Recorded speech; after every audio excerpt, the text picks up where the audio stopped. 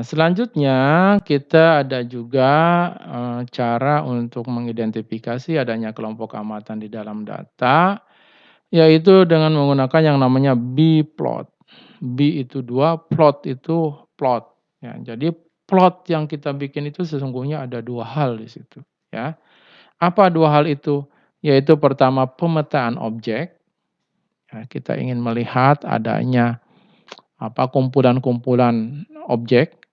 Sekaligus juga ada pemetaan variabel. Nah, kalau bplot itu bukan cuma concern ke objek, tapi juga ingin dilihat variabelnya.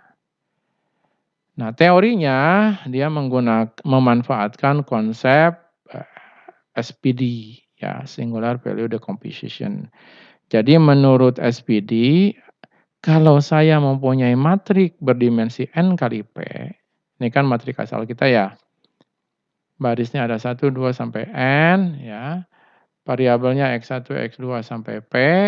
Nah, jadi ini matrik data kita, ya. Matrik X katakanlah ya, ini kita simpan sebagai matrik X, dimensinya n baris P kolom. Maka dengan SPD itu bisa diurai menjadi 3 buah matrik. Apa saja matriknya? Matrik U, matrik L, dan matrik P. Nah, apa itu matrik U? Matrik U itu adalah matrik yang kolom-kolomnya itu adalah vektor eigen dari matrik X aksen. Jadi, ya ini harus lihat lagi ya di aljabar matrik. Jadi, bikin dulu matrik X dikalikan X transpose, ya. Lantas dari matrik ini carilah vektor eigennya. Lantas si vektor eigen itu disusun kolom-kolomnya menjadi kolom-kolom matrik U, gitu. Ya, jadi seperti itu untuk mendapatkan matrik U. Kemudian matrik P. P ini apa sih? P ini adalah matrik yang baris-barisnya adalah vektor eigen dari matrik X transpose X. Nah, kalau P mah lakukan eigen analisis terhadap X transpose X, ya.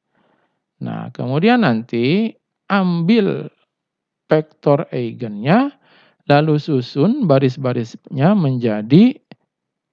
lalu susun si vektor-vektor eigen tadi menjadi baris-baris dari matrik P, gitu ya.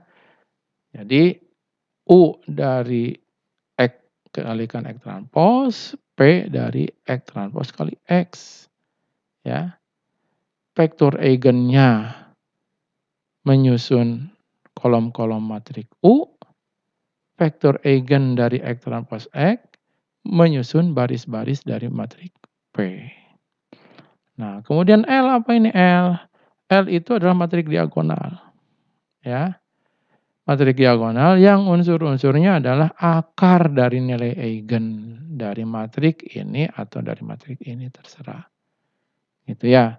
Jadi dapatkan matriknya, kemudian cari nilai eigennya, nilai eigennya diakarkan, jadikan sebagai unsur diagonal utama dari matrik L. Nah, nanti untuk kemudahan membuat plot, biasanya hanya diambil 2 nilai eigen terbesar beserta vektor eigen padanannya, ya. Karena kalau kita mempunyai matrik katakanlah X transpose X, ini X transpose X ini berarti P kali P ini. Ya, karena X-nya kan N kali P. Berarti kalau X transpose P kali N. X transpose X berarti P kali P. Jadi kalau kita mempunyai matrik berdimensi P kali P, maka nilai eigennya pun nanti akan sebanyak P. Tapi yang kita ambil nanti hanya 2 nilai eigen terbesar. Ya, katakanlah nilai eigen ke-1 dan ke-2 yang terbesar. Dan ambil padanan vektor eigennya. Gitu. Nah, dengan demikian, matrik X yang asli kita tadi itu bisa didekati oleh perkalian matrik W dikalikan matrik D dikalikan matrik Y. Jadi matrik W ini apa? Matrik W ini adalah 2 kolom pertama dari matrik U. Ya, jadi kalau matrik U itu kolomnya banyak karena tadi vektor EG-nya juga banyak gitu ya, kita cukup ngambil 2 kolom pertama aja. Nah, itu jadikan sebagai matrik W. Kemudian matrik D itu hanya mengambil unsur anak matrik 2 kali 2 yang posisinya di kiri atas. Jadi tadi kalau D itu isinya adalah akar lambda 1 gitu ya,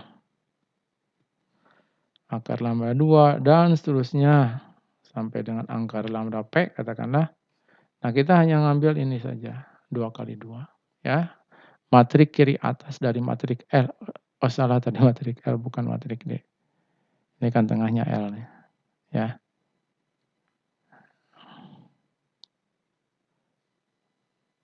Ini matrik L. Oke. Matrik L. Oke.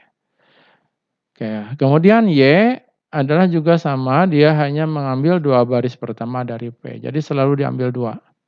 Dari U diambil 2 kolom pertamanya jadikan matrik W. Dari D, dari L diambil anak matrik berukuran 2 kali 2 di sebelah kiri atasnya ya. Ya, dari L itu menjadi matrik D gitu ya. Kemudian dari P ambil 2 baris pertamanya jadikan matrik Y. Oke, kemudian kita lihat si D-nya ini kita pecah menjadi D pangkat setengah karena D itu adalah D pangkat setengah dikalikan D pangkat setengah gitu. Maka W dikalikan D pangkat setengah kalikan Y. Jadi yang tengah ini kan D sesungguhnya, pangkat setengah kan pangkat 1. Nah, kemudian kita kelompokkan. Ini gitu ya. Jadi, sorry. Oke, nggak apa-apa. Oke, jadi ada 2 komponen, W dikalikan D pangkat setengah itu sebagai W bintang, dan D pangkat setengah kali Y sebagai Y bintang, gitu ya. Nah, lantas kemudian ambil 2 kolom dari matrik W bintang, gunakan untuk koordinat setiap objek. Jadi dari W bintang ini nanti kita akan ambil untuk koordinat dari objek. Kemudian 2 baris dari Y bintang itu nanti sebagai koordinat dari variabel. Nah, nanti objek itu dinotasikan dengan titik, sementara variabel dinotasikan dengan tanda panah. Ya, bikinlah ya nanti grafiknya gitu ya. Nah, kemudian nanti ada banyak info yang kita dapatkan dari Bplot. Pertama adalah kalau kita concern di objek itu kan nanti titik ya. Kalau titik-titik itu satu sama lain dekat berarti dia mirip ya. Dia mirip karakteristiknya. Dan ini kalau dia mirip berarti itu adalah info penting karena kita kan tadi tujuannya untuk mengelompokkan objek. Jadi kalau yang dekat itu ya berarti dia mirip, berarti patutlah dikelompokkan. Kemudian yang kedua, info dari Bplot itu adalah variansi dari setiap variabel itu dicerminkan oleh panjang panahnya. Oke, tadi kan variabel itu dinotasikan dengan tanda panah ya. Jadi kalau tanda panahnya makin panjang, itu menandakan si variabel itu variansinya lebih besar. Begitu, ya. Sebaliknya, kalau dia panahnya pendek, berarti variansi si variabel itu kecil. Lebih lanjut lagi, sudut yang diapit oleh 2 panah, itu dia mencerminkan korelasi dari 2 variabel, gitu. Jadi kalau ada variabel dia mengapit sudut gitu ya, sudutnya itu mencerminkan korelasi. Gitu.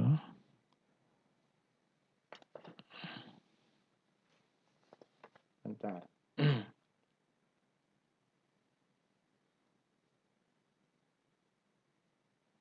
Nah ini ya.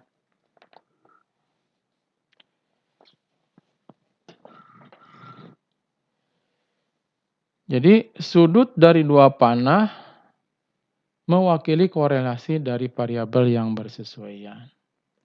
Korelasi antara keduanya tak lain adalah kosinusnya. Nah, jadi kalau ini ada variabel ke-1, ini variabel kedua, ya. Kosinusnya itu, kosinus dari P1 dengan P2, tak lain adalah korelasi variabel 1 dengan variabel 2. Ya, kosinusnya itu tak lain adalah korelasi. Artinya, jika sudutnya lancip kayak gini nih, kalau sudutnya lancip, maka korelasinya positif. Maka ini nanti hasilnya lebih dari 0. Kalau dia lancip ya, kayak gini. Tapi kalau dia tumpul, kayak gini misalnya. Sini P3, sini P4 misalnya ya. Nah, ini kan sudutnya tumpul ya.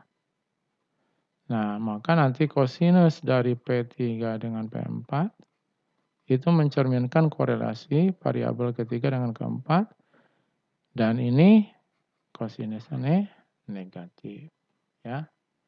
Dengan kata lain, jika variabel digambarkan sebagai panah-panah yang arahnya sama, jadi kalau arahnya sama nih kayak P1 dan P2 gitu ya, maka variabel-variabel itu menandakan korelasinya positif.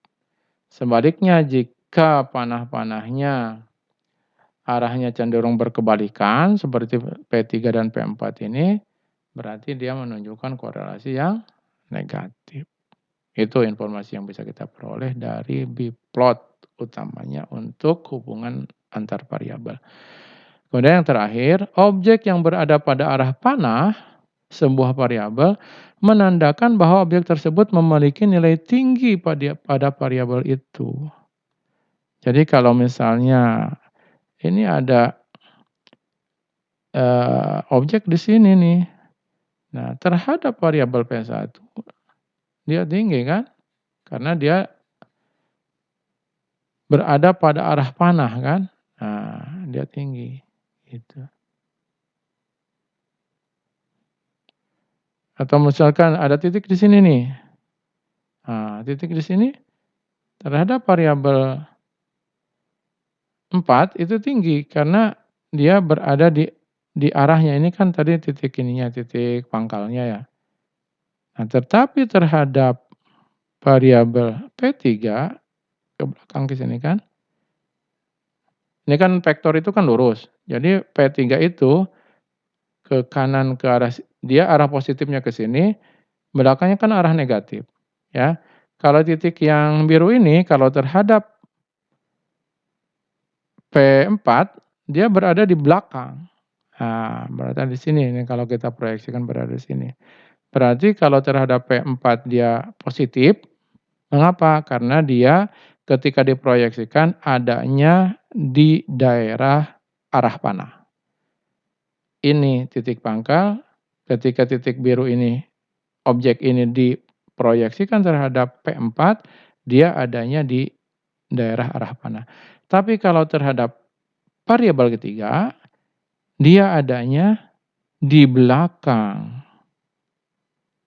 titik pangkal ke sini. Berarti titik ini dia untuk variabel keempat itu nilainya tinggi, tapi untuk variabel ketiga nilainya rendah, begitu ya. Itu di antara interpretasinya dari biplot. Nanti bisa dibacalah yang lebih detailnya. Oke, contoh kita akan olah lagi data Swiss tadi ya. Data Swiss tadi akan kita olah lagi. Jadi walhasil nanti hasilnya seperti ini ya. Kita kan tadi punya 6 variabel. Jadi ini variabel apa ini? Enggak begitu jelas. Saya lihat dulu.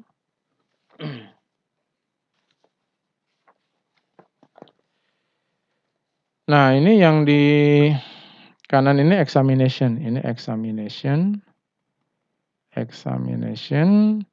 Kemudian ini adalah infant mortality.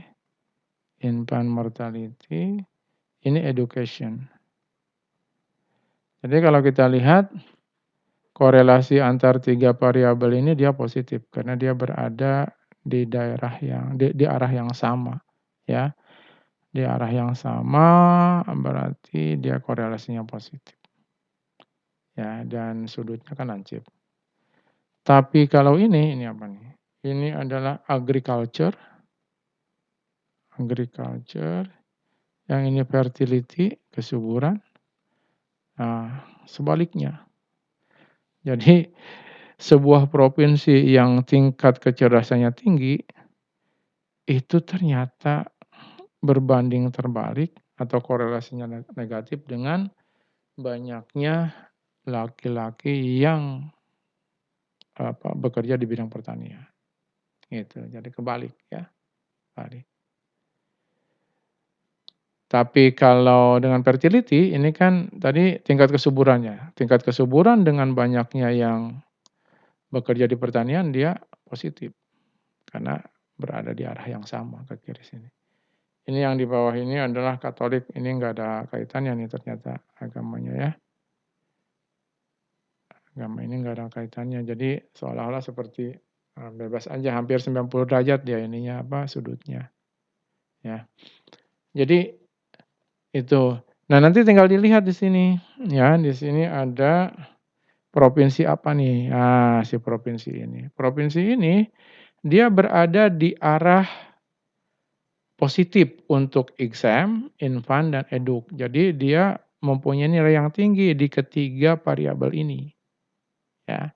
Sebaliknya gerombolan ini dia ada di belakang kan, di belakang panah exam, infan, dan eduk.